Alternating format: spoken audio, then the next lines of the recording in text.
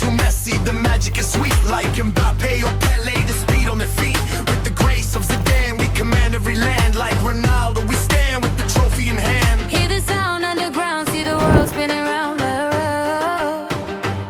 Lost and found on this ground where the champions are crowned. Under the light, we ignite in the night. Holding our ground as we rise in the fight.